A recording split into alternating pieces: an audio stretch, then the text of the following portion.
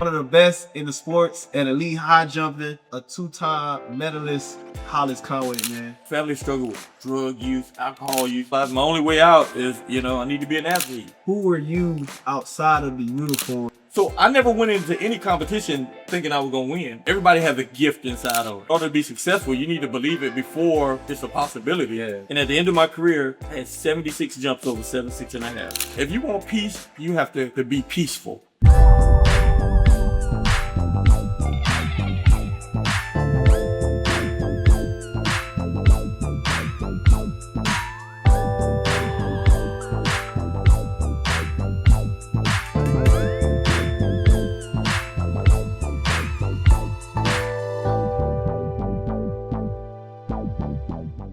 We're back with another episode, Situational Sitdown, man. We got a guest. I'm excited to have one of my the best frat in the world, my frat brother.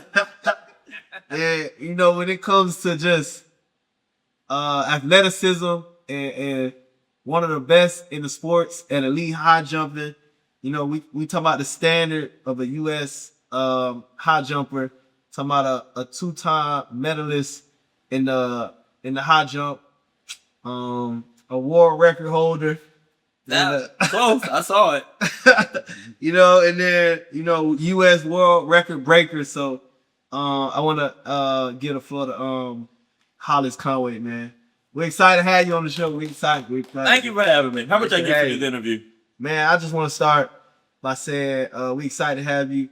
I'm pretty sure a lot of people, when they say the name, it brings back who, it's been a while. It's been a while. It's been a while since you've been on the track.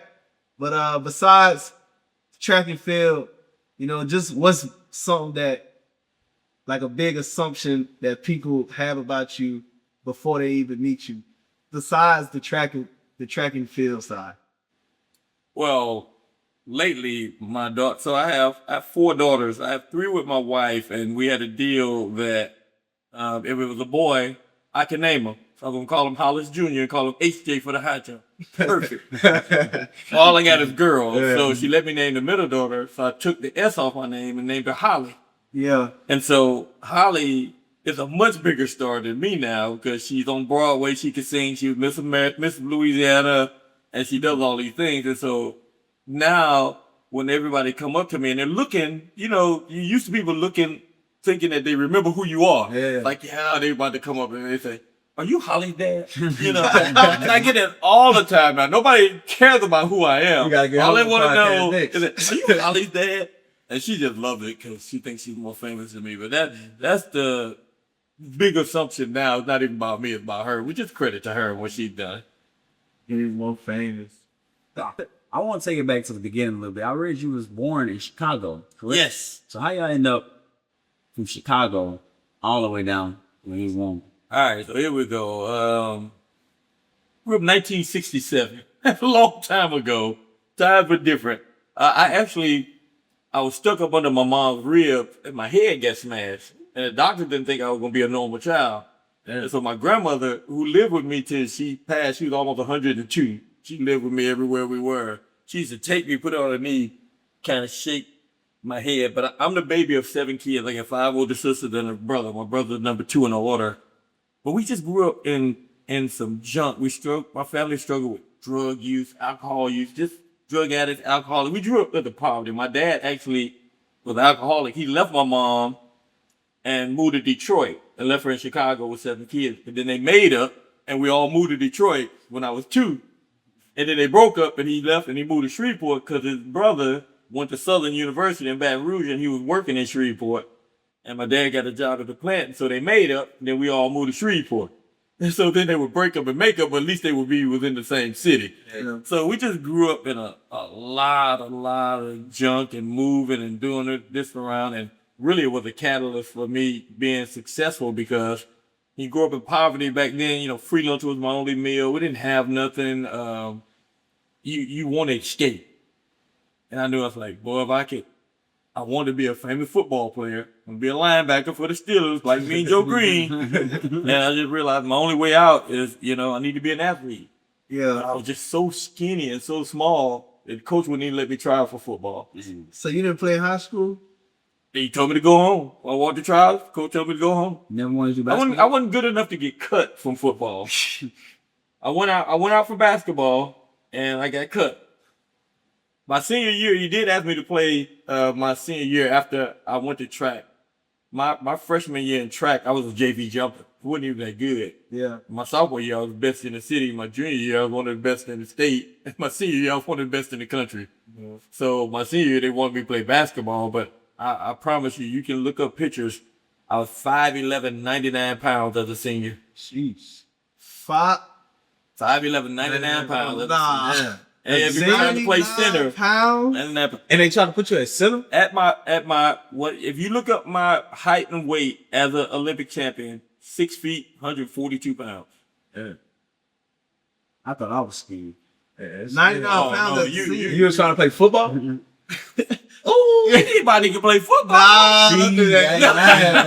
I seen somebody. No, in high school, Yeah. when I got to college, I was around 130 pounds. I had bulked up. So, is it like you said freshman year you was on JV, sophomore year you was best in the city, junior year then you came best in the state. Did you have the same coach every year? I had the same coach, but I mean, high school, we weren't really doing anything. On Mondays, we would run 3 550s. On Tuesday, we run 3 440s. Wednesday, we run 3 330s. You know, I mean, you didn't get a lot of technique. And I grew up, y'all gonna laugh, but we didn't have big high jump mats like you see now. Yeah. We had, I was not far after they were jumping in sand, you know. Wow, so we had these little foam nets. It was a net with the foam, and then you have 4 of them, and you try to piece. And the bar was a little aluminum bar that you jumped over that, you know, you get hit. So it's a long time ago. Yeah. Okay. So look. My bad. Good. So you figured it out yourself, I'm assuming. Yeah, my coach knew a little bit, but I was naturally talented. You know, I speak all over the country, and I'm a big believer that everybody's born with something. Everybody has a gift inside of them. Everybody has a skill set. And if you could identify what that is, you're going to be a whole lot more successful than trying to do something you wasn't built to do. Yeah. Swimmers swim, runners run, throwers throw. There's some people who can do a bunch of things, but we all kind of built a certain way. I tried every event. I tried sprinting, tried distance, I tried everything. And the only thing I made the team in was the high jump. Yeah. I was the 3rd best high jumper. But I just stuck with it, and I just naturally got better. I just jumping high. And I just kept jumping higher and higher. You add work ethic and sport-specific training and knowledge as you kind of grow. Became really good at it. Really good at it. So at first it started off as a natural talent, and then I'm assuming a passion for the group. So like, take us through, like, you're on the football field when you mad or something, you get aggressive. Like, so what's pushing you when you know it's time to high jump and it's getting competitive? So multiple things. I do believe a passionate athlete will outwork and outperform an athlete that's not passionate, even if they're more talented. Definitely. Yeah. Over the long period of time. Yeah. When you want something, but I also believe you have to have, if you have a passionate person and who's working hard in what they're really good at, Yeah. you know, you take an offensive lineman, I don't care how passionate he is, he may not be a good defensive back. Yeah. So there, you know, the skill set needs to match up. But growing up the way I grew up, I wanted to escape the poverty that I was in. I wanted something different from what we were living. I mean, you were living in the hood with nothing, and I wanted something different. So I was driven to escape. Yeah. And so I worked harder, but also growing up very small, very unpopular, I was driven by wanting to be loved, wanting some attention. Wasn't getting no girls' attention. You know, kneecaps and afros wasn't sexy back then. And so as I started being successful, people started to recognize you, and people started to say nice things. That was a driving factor. Yeah. And then the goals came in. The coach painted a picture about, hey, you could go to the Olympics one day. And I started dreaming about In going high to school? the Olympics. Oh yeah. So did you believe that as yeah. high school? Oh yeah. I believe in order to be successful, you need to believe it before it's a possibility for it to happen. If you wait till it's a possibility, you kind of it's late too in the late. game. Dreams are kind of what drive people. Yeah. And so I used to lay in bed and dream. I had a couple of dreams. I wanted to jump over 7 feet.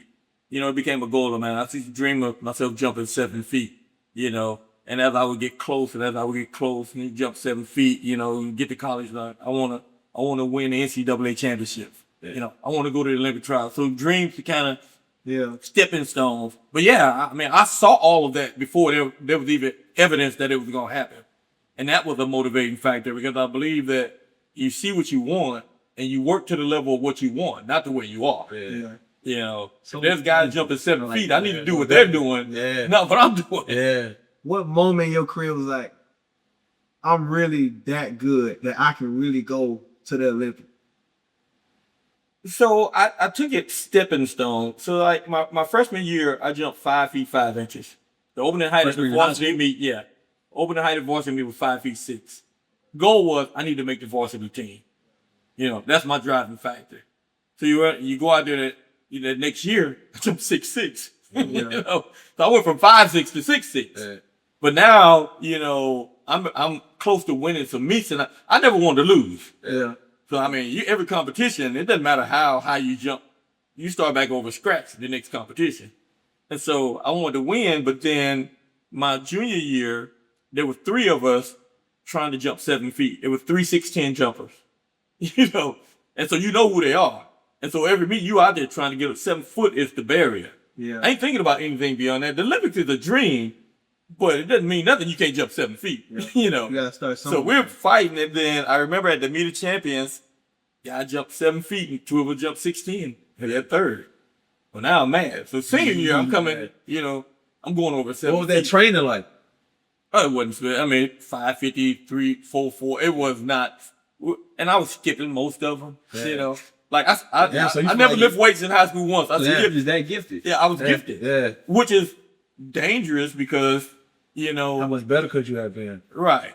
That's what That was a little bit I of often wonder. Like Olympians, y'all train for so long for one event. Basketball players play 82 games. Football players got 17 games. You got one chance to do it right, and you got to wait a whole another cycle of the event. Yeah, another 4 years. Damn. And so you think about my senior year, and I started triple jumping and long jumping and became very good at them too. And so my junior year, I won state in the high jump and triple jump. Yeah. And I'm jumping really far in the triple jump. And so my senior year, I wanted to be the only guy to go over 7 feet and 50 feet on triple jump. Because when I started triple jumping back in the day, they didn't have the boards as far back as they have now. So you can literally jump over the sand. So that was the goal. And I had a couple of meets where I jumped and landed over the sand. in the grade. Yeah. So, yeah. For the track, whatever. Yeah. So the drive to win, success, but also is allowing me to go places I've never been, allowing me to eat, and doing things.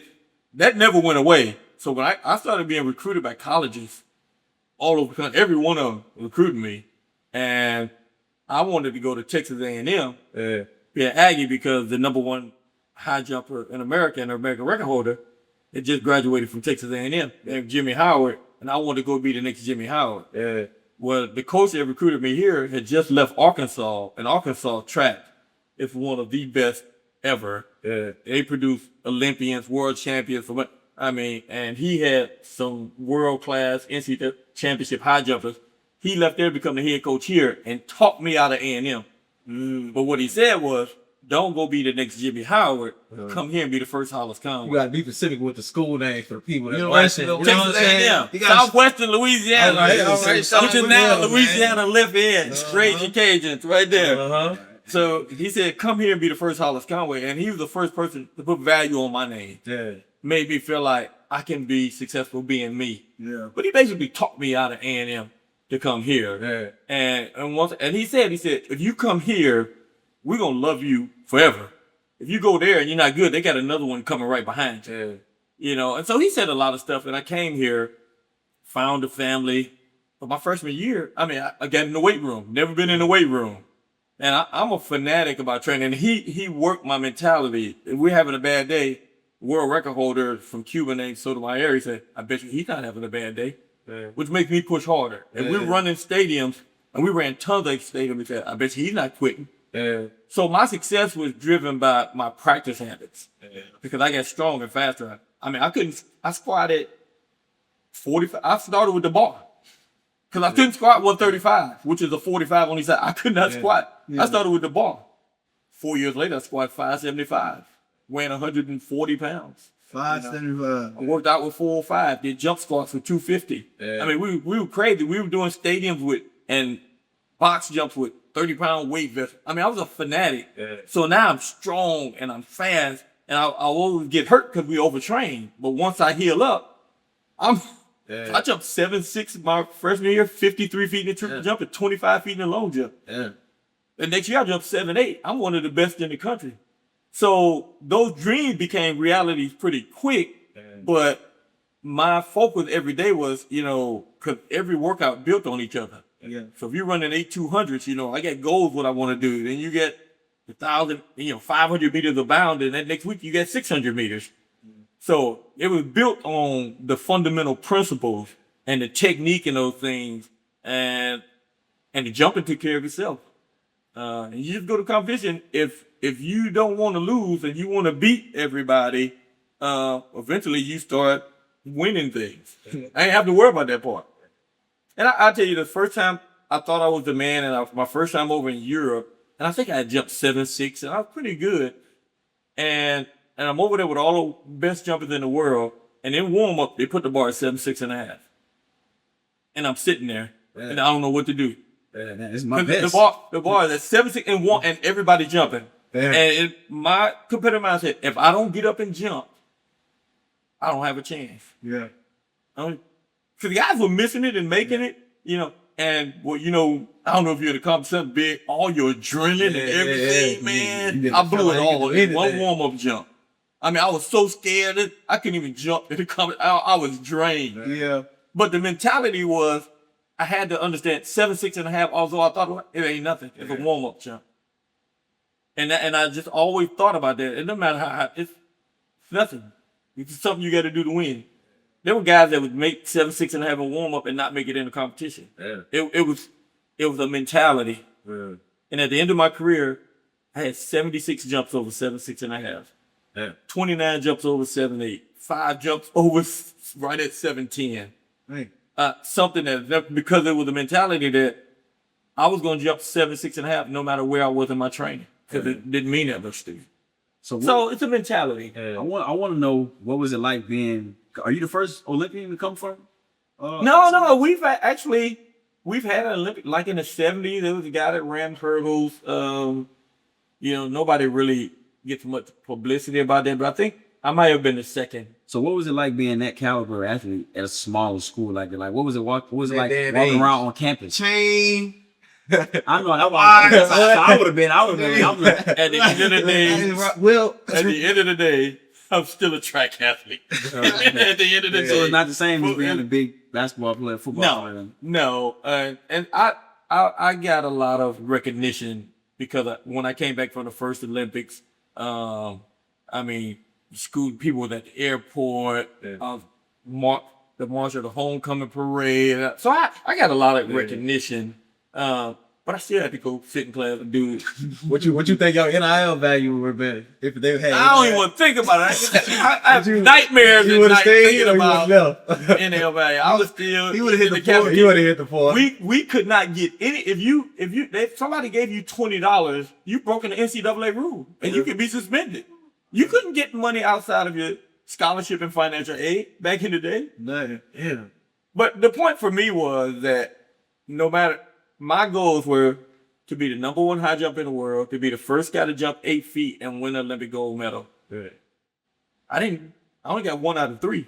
I broke the American record, but I never broke the world record. I never jumped 8 feet. I never got an Olympic gold medal. I was number 1 in the world.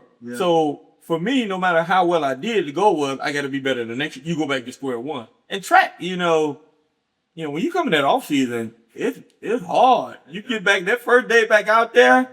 It's hard. So you're thinking, you enjoy at the end of the season, but if you don't do anything, it's really, really bad coming out there. You just go back into the mode.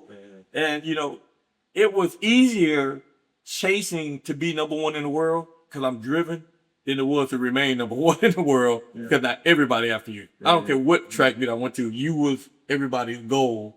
And, I never turned it off.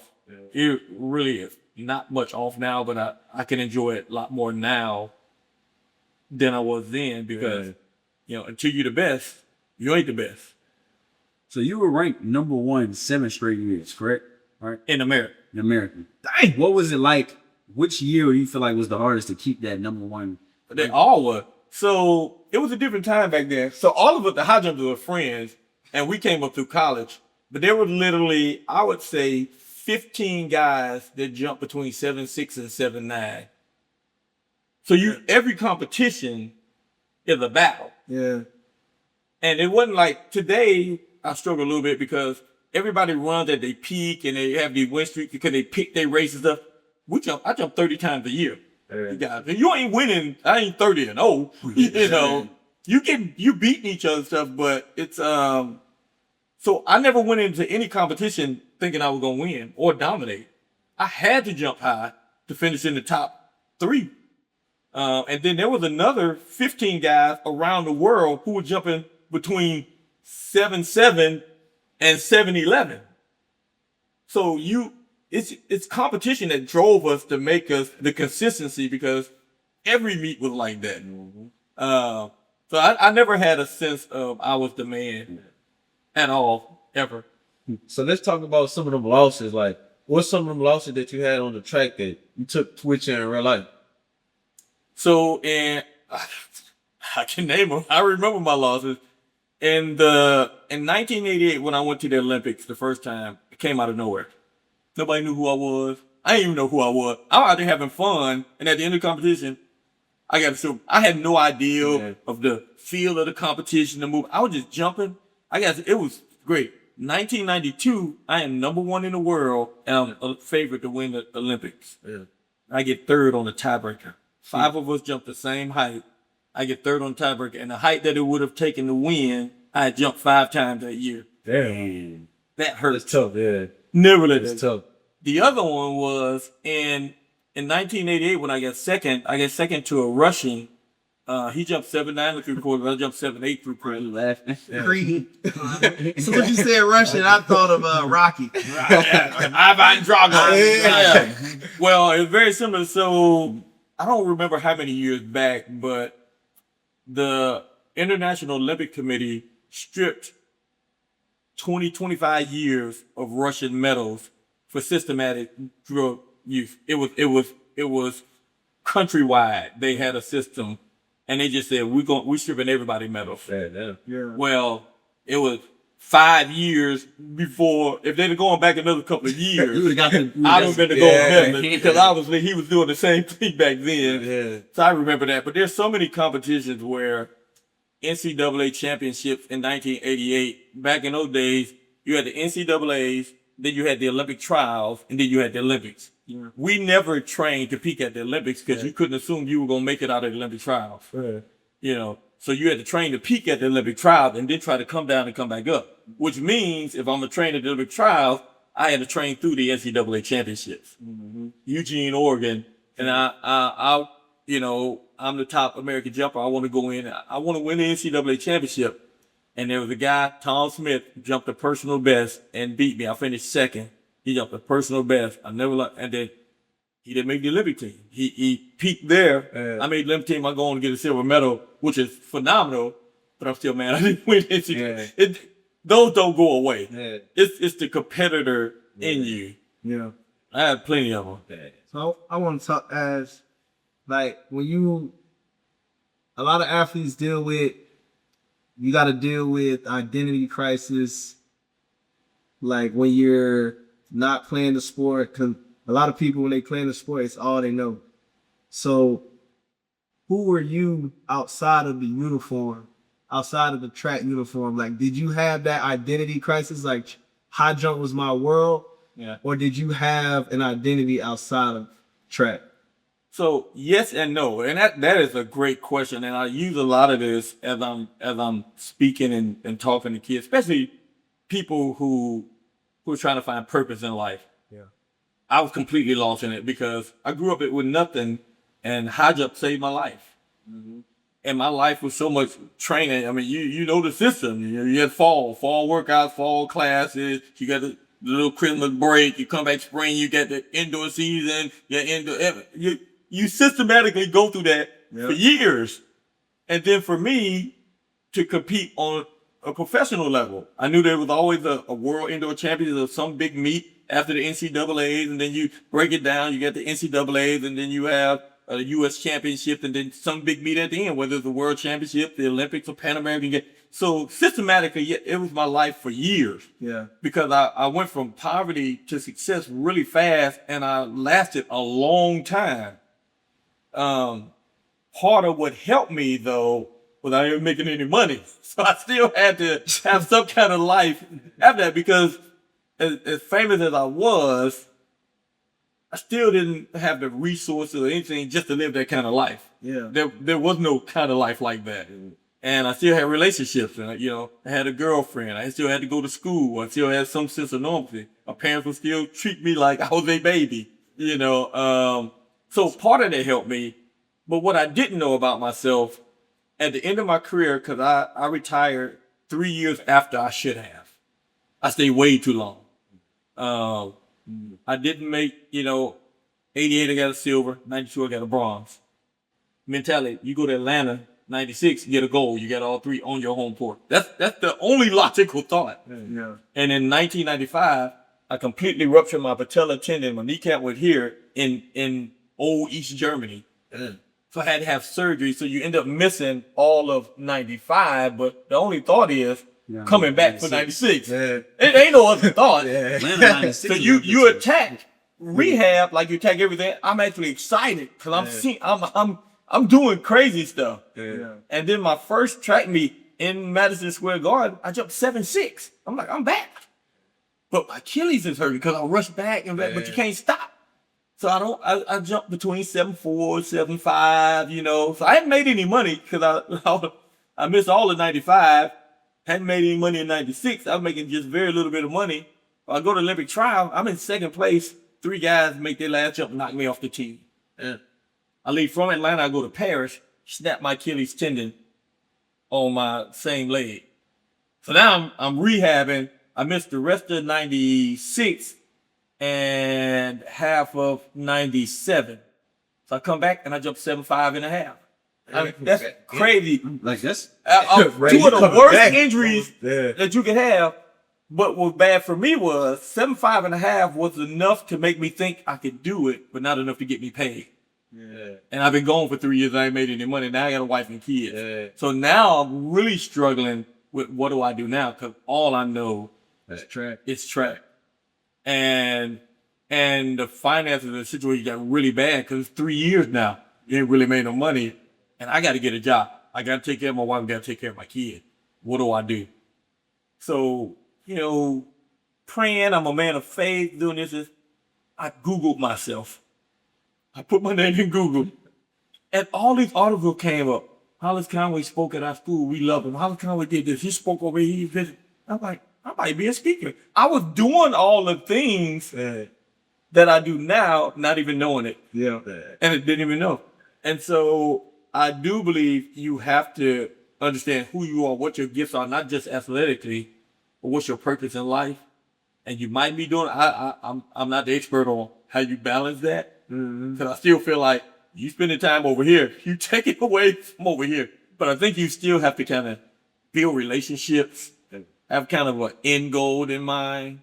It's been, I don't know, last time I jumped, 98, 99. I still feel like I could jump.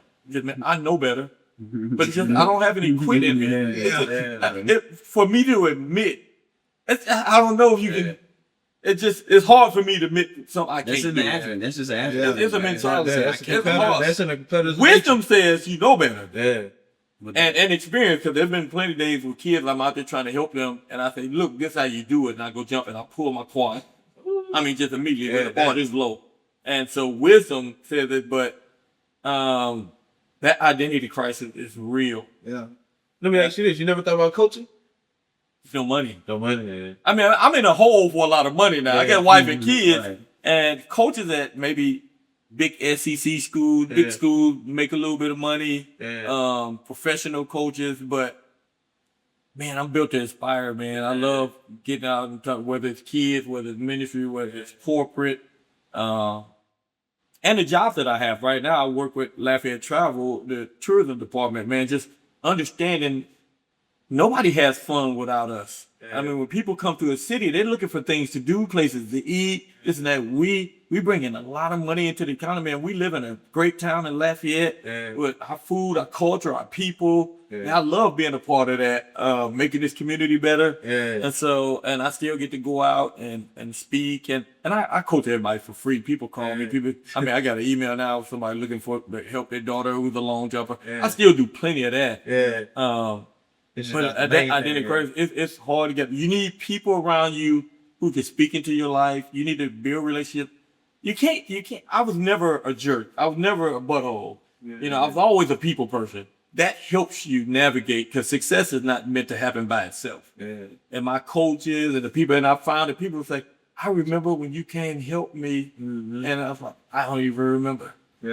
So, but I did. I struggled. Trying to hang on for 3 years when I should have clearly stopped, set me back. So after you were done, did you ever have that? Because I feel like, you know, as an athlete, you always got that competitive itch.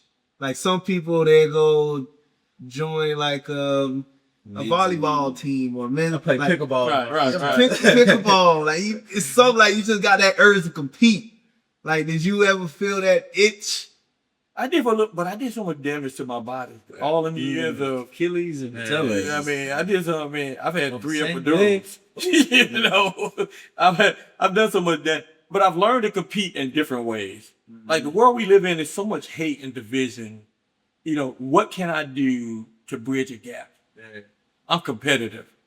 But it's opposite, because how humble can I be? How can I not be offended? How can I find a way to inspire somebody? I mean, you have to, you know, my wife and I, we've been married 34 years. You know, how can I make my marriage last? That's a listen to that. But man. I mean, I want to be married one because day. in the world we live in, I mean, legitimate and illegitimate divorce is rampant. What year did y'all get married? You don't mind? We got married in 91, so my mind might be off a little bit. ain't the I same. think I'm pretty close. It ain't the same no more. It's hard. The music was different. 2026. They got married. Love making music was hard. Music is different today. But you understand, how competitive do you have to be to love your wife for the rest of your life? That's a great question. That's a big question. How competitive do you have to be to continue to raise your family? Because you got, man, it takes some humility, it takes submission, it takes forgiveness, it takes patience. So yeah, I've learned to channel that, to be competitive in ways that really makes a difference. Because it's so easy to do all that other stuff. Yeah, that's a hell of a question. So I want to take it back a little bit to the first Olympics. Most people who play sports in America, they used to like national championships, Super Bowls, finals. You went to the Olympics. That's everybody. Greatest event ever. What was it like the first time going to the Olympics? So, you know, like I said, I grew up in Shreveport. I hadn't seen anything because we didn't have any money to go anywhere. And then I came down here, and the only places I saw was when we went to track meets. And back then, we were taking vans everywhere. We driving vans. We ain't flying nowhere. And so I hadn't really seen much of the world. And then you fly to South Korea. Well, actually, we flew to L.A. first. We went out of L.A. That was our... So you're in Los Angeles. We go to Magic Kingdom or Disney World. And, man, I'm seeing stuff. But then you going through check-in, and they give it... Everybody that say they're Olympic sponsor give you stuff. So you get all the uniforms, you get the dress uniforms, you get the war uniform, you getting shoes, you getting socks, you getting watches, you get all this stuff, man. I mean, you're like a kid in a candy store. And then you fly to Korea. And back then, it was different. Everybody was in the Olympic Village.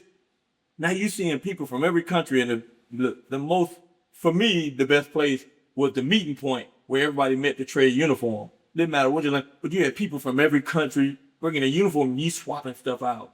I mean, it's pretty cool. And then you get to the opening ceremonies. I don't know of anything more impressive than that, because you have every country in the world, all in their colors, pageantry. Man, they're lined up. You know, it's alphabetical, so we way in the back. you know, and you're seeing all this stuff, and all the stuff y'all see on TV and the opening ceremony stuff, we in the back looking at it on the screen, and they're telling you, look, stay in your line, wave, don't do nothing. The first thing you do, you run, find the camera, say, hi, Mom, you know. But I've never felt a sense of unity like I did at that point, because it didn't matter what color I was, it didn't matter what your political affiliation was, it didn't matter. Other American people were waving an American flag, they would chant my name, they would say USA. I mean, that is pretty cool. Real. It's real. I don't know, real, but you feel the love and representing this country. We're in a whole different time now. But you walk in and we all one man, and you stand there, you see all this stuff. It's pretty incredible. But then you know, quickly you got to get back into competition mode. So that first one you played silver, you jumped 235. Do you remember who came in front? Kennedy Advienko, the Russian. I jumped 234. No. You're right. I jumped 236, 7, 8 3/4, and he jumped 238, 7, 8 3/4. Oh, I remember the competition. I remember the misses. Oh, yeah, I remember. But back then, I mean, I came out. That was a personal best for me.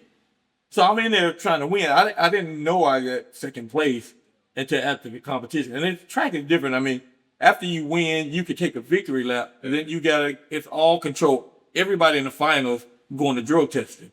So, I mean, you do your run, but then you may have interviews right here, but then you can't go nowhere. You all got to go straight into drug testing. And we've been out there 4 hours, so we dehydrated. So you sit in drug testing forever to try to get a drug test out, and then you come out and you see some people, but you're exhausted by then.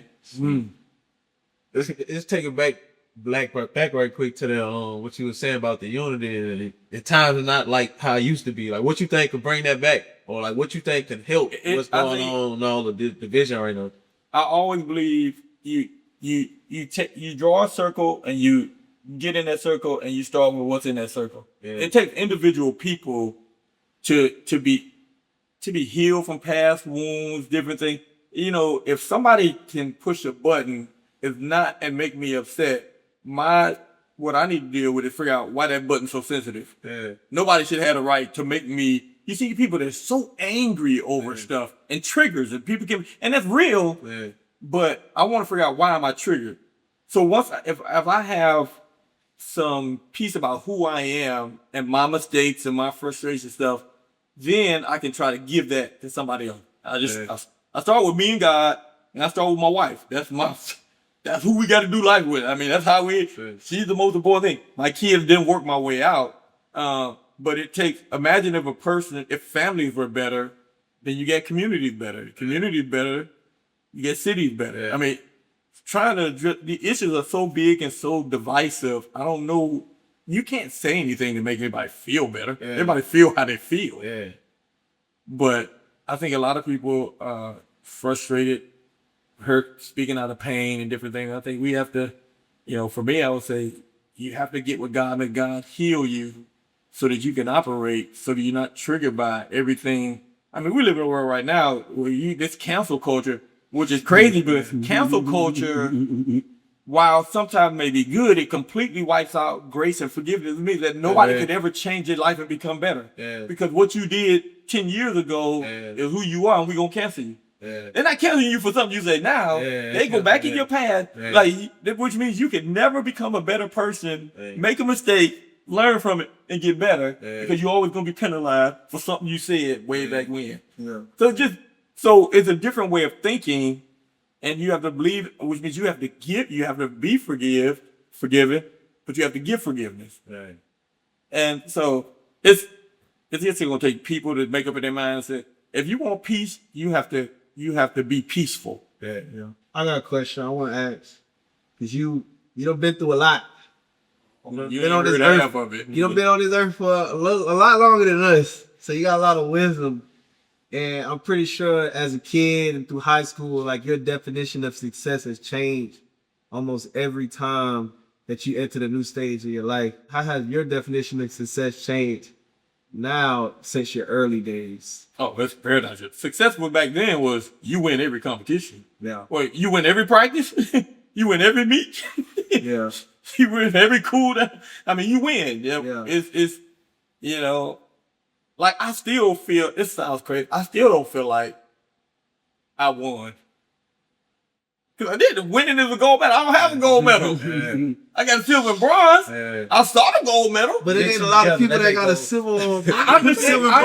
You get a gold one. You get a gold. I understand that now. But if your goal is to win and you're standing there, they put the gold medal stand a little bit higher. The second place, You you won down the Super here. Bowl, you're not gonna be okay. The with third conference place down here. championship. Now, listen, in retrospect, you understand and you appreciate it. But when you're chasing it, you don't want to settle. Yeah. So it's hard to turn that off. Yeah. But now, I mean, I'm old. As you get older, you start thinking about legacy. If I die and the only thing people say about me is that I won 2 Olympic medals, I failed in life. Right. It's so much.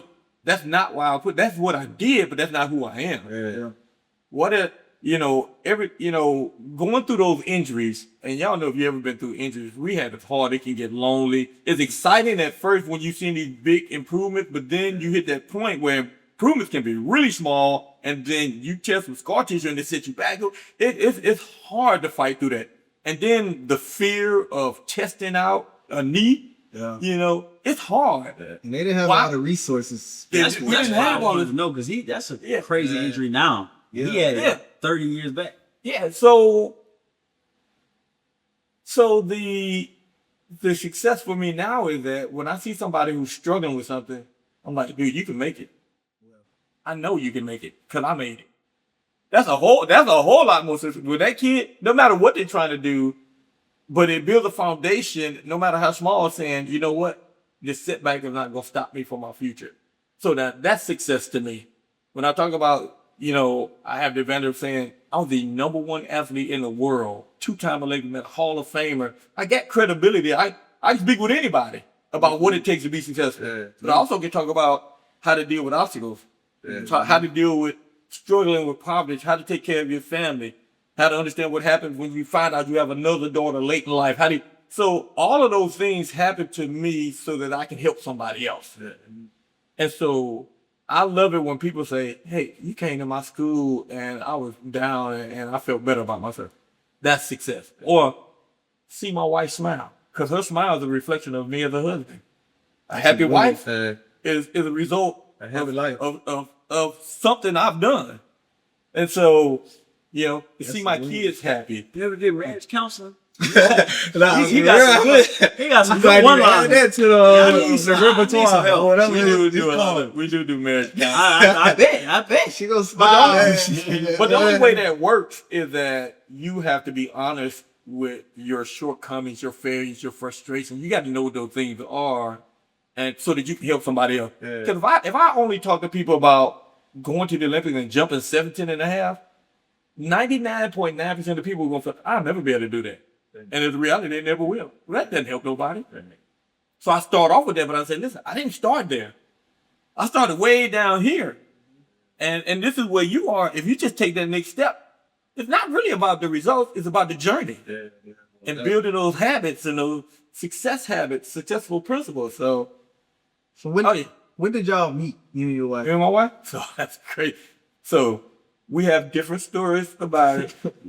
So my wife is from the country, Sunset, Louisiana. And her mom is the oldest of, I think, 14, 16. Which means her mom's younger brother, the youngest, is my wife's uncle, but he's younger than her. Wait, say that one time. Her mom is the oldest of is like the oldest. 15. I Yeah. think it's 15. The mom of the oldest. The mom's the oldest. So if you go all the way down, the youngest boy, her brother, is younger than my wife because she had a daughter. Her youngest brother. My wife's uncle is younger than her. Wait. Oh, okay. Okay. Okay. That makes sense. So it's a big family. Yeah. And her auntie, her mama's sister, was dating my college roommate. She was at UL. Okay. And one day he came back from I was in a bad relationship. He was like, well, I seen this pretty girl. You need to come out to the country with me. So I went out there, stole her from a man. my story now. Game is determined. My story is Everlasting. Hey, keep it game, deep. baby. Game is way Nah, better keep than you got game. it, man. You got But the game. reality is, she was dating the guy. She didn't want to talk to me, and I tried to talk to her, but her mom was a huge sports fan. She didn't know who I was. And so I started talking to her mom and stuff. So when I went to the Olympics in '88, I That's how wrote a you do letter. it. Oh, the sweet spot. That's how you do it, Yeah. boy. That's how you do it. I wrote a letter to her mom from Seoul, Korea. Oh wow. Said, hey, it was nice meeting you. at This, the this, and this, Olympics. and this. Tell your daughter I say hello. That's how you do it. You go to the Olympics first. You send the letter set. You go to my wife, you go to my house, you go to my wife, she still got that letter. It wasn't even written to her. Yes, she does. Oh, snap. So I worked it. I saw her, and we started dating. And I mean, I believe God kind of put us together because our purpose fit together. We've been together all these years. So I got one more Olympic question. You went in '88, and that was the silver medal, but you went in '92, Right. Barcelona. That's the dream team. Yes. So I got this 2-part question. Michael Jordan was on the dream team. Yes. Michael Jordan is known for jumping. Yes. Do you think you could outjump Michael Jordan at his height? I can out high jump him. Okay. High jump is totally different. Now you getting your whole body up over the bar backwards. He just jump putting his hand up there. Now he can jump. Yeah. But he ain't putting his whole body up over the bar backward. So here's the crazy thing about the dream team. So I don't have a joyous experience in '92, even though I got a medal, but I was favored to win. I got third on the tiebreaker, so that still sucked.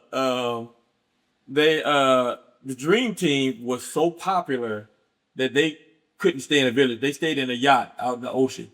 They couldn't literally. They won every game by 30 points because everybody. It's different back then. The first time that happened, they were all fans, and then all of them.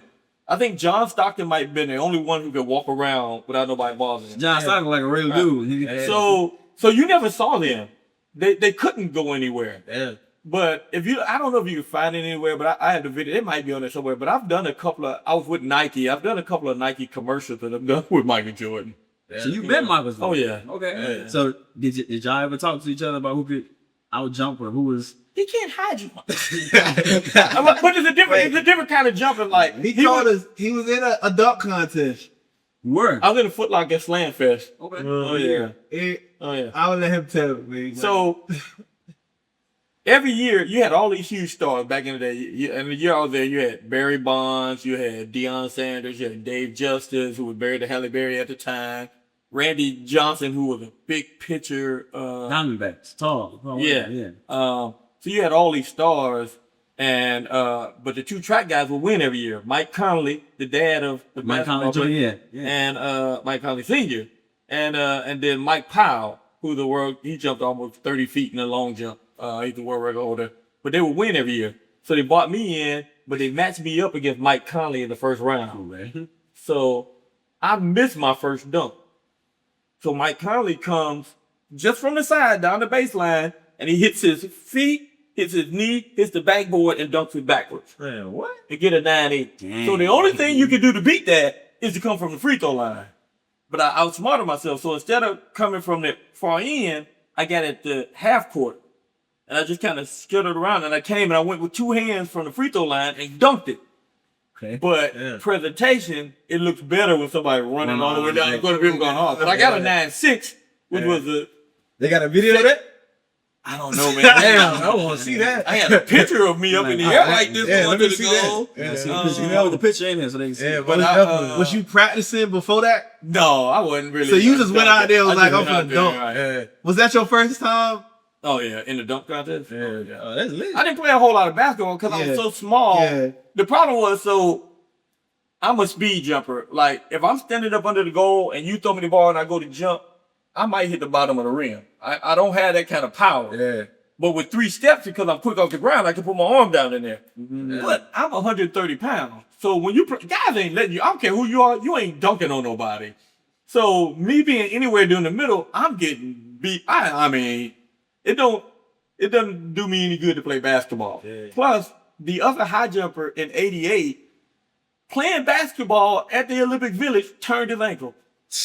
All right. So Now wasn't you ain't risking it. jumping. You wasn't risking it. I'm not risking it. And so, but guys they would abuse me. And I'm afraid if I go up to dunk, you get in the bowl, I'm Especially flying. back then, they was fouling hard back then. It's real basketball. Yeah, You yeah. watch the Pistons back All the then. fouls, Bad boy, Pistons. bad So boy. slash Yeah. everybody about the bad So boy yeah. Pistons. So I just spent a whole lot of time on the basketball court. So did you ever catch one of the Dream Team games while you were out there in '92?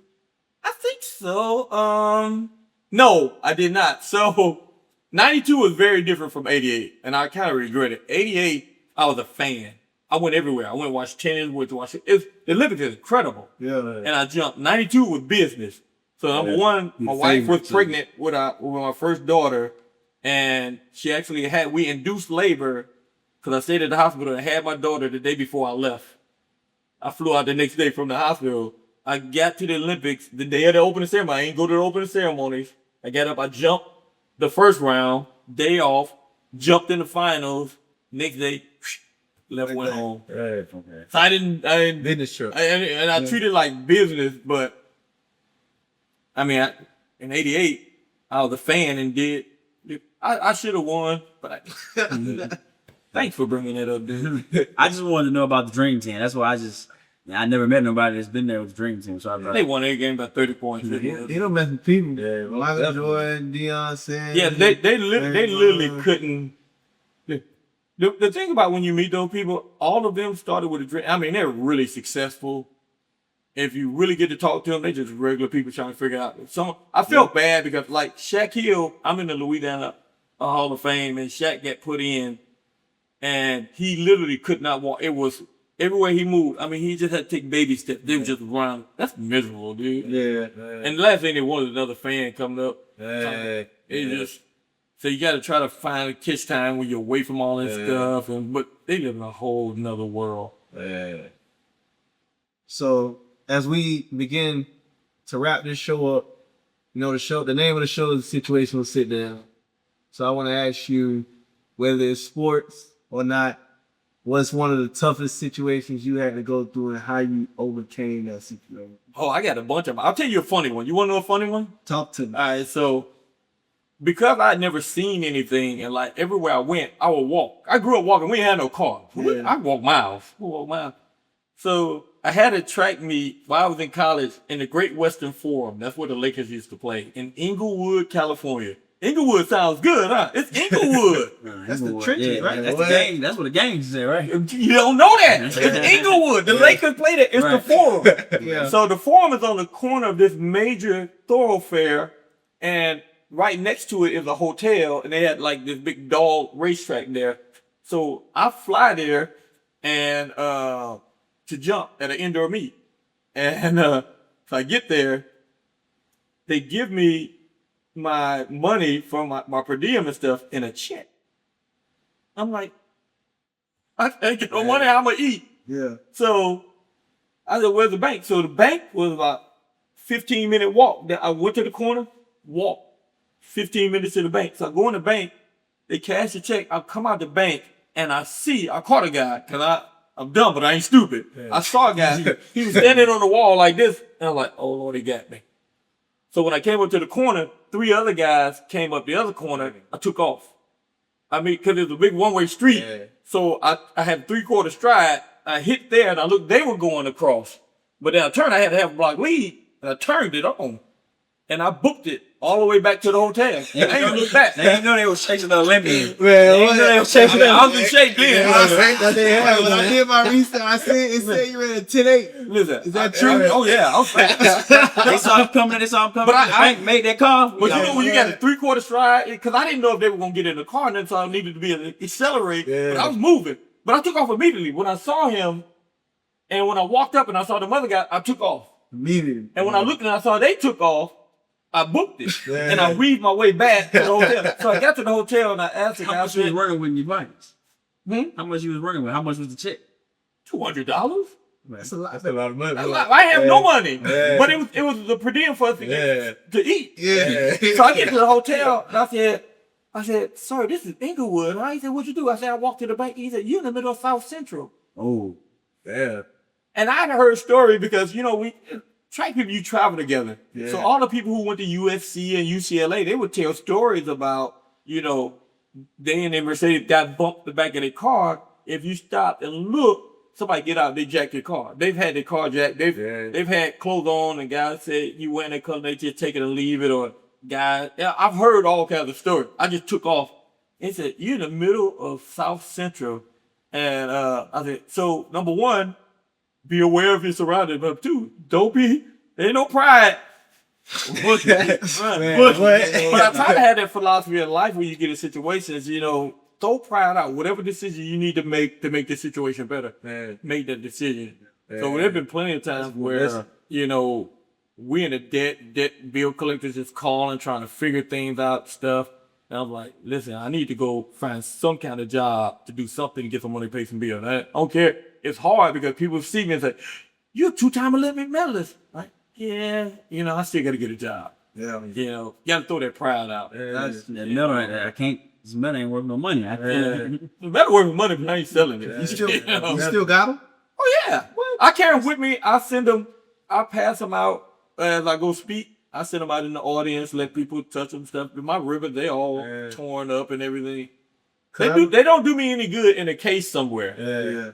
But I've literally seen kids touch those and realize I could do something. Their whole countenance changed. That'll change somebody's life. So yeah, I send them out. I never touched the middle. Me neither. They might be in my car. I don't know. I smoked somewhere. I don't know what I did with them. They might be in my car. You still have your old gear from the old Olympics, like all the things. I do. The I sweatsuit. seen the video you had posted. I do. I seen the video you had posted. Man, that was funny. I was having a moment back then. Well, if you ever want to give, They still fit.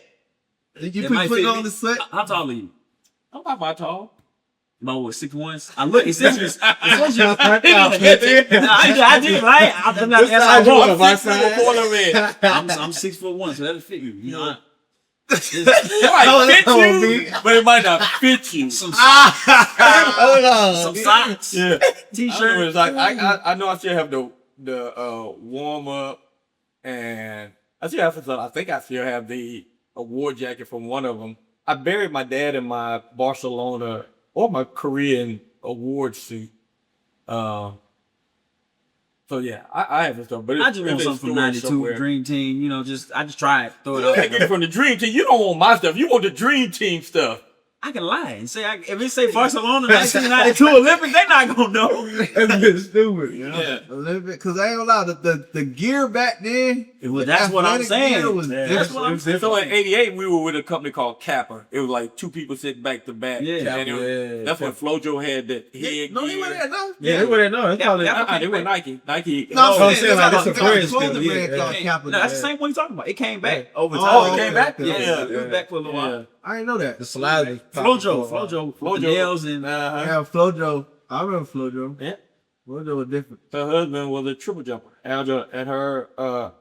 And his sister was Jackie Joyner Kersey, one of the greatest female athletes ever. Hey, but we appreciate you coming on the episode, man. We appreciate you for the knowledge, the wisdom, and then what you dropped on the audience and the fans, and appreciative. Thank you.